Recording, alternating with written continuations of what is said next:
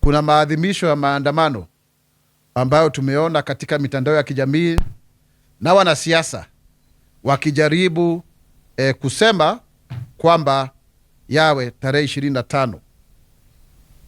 Lakini ni vizuri kuuliza, je, ni vyema kufanya watu waandamane, waharibu mali ya watu, waharibu biashara za watu, na waweze kugongana na maafisa wetu wa usalama ili waweze kudhurika? Hilo sio jambo ambalo ni zuri,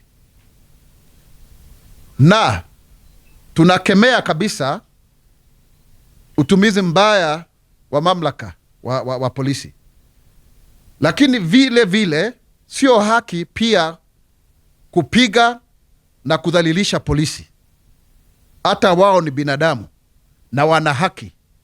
Ukiangalia kipengele cha 24 cha katiba yetu pamoja na kipengele cha 82 section 82 ya penal code yetu, imempatia askari ruhusa ya kuhakikisha kwamba amechukua hatia wakati watu wanaleta vurugu na vurumai katika nchi hii yetu ya Kenya, wakisema kwamba wanaandamana.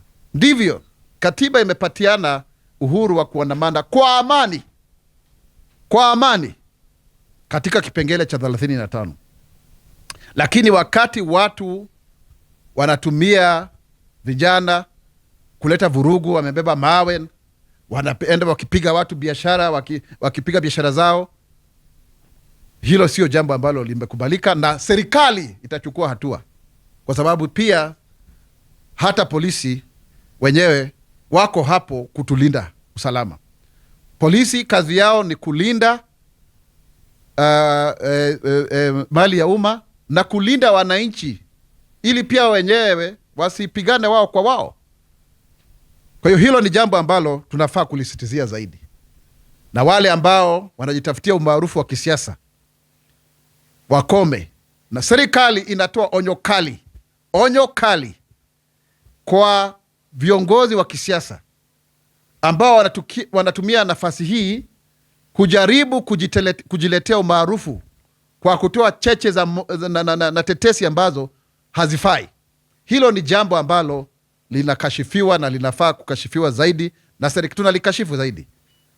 Sijui fanya hivi, sijui fanya ile. Tuchunge sana tusiweze kuleta hamaki kwa wananchi wakati ule sisi wenyewe tunajitafutia umaarufu.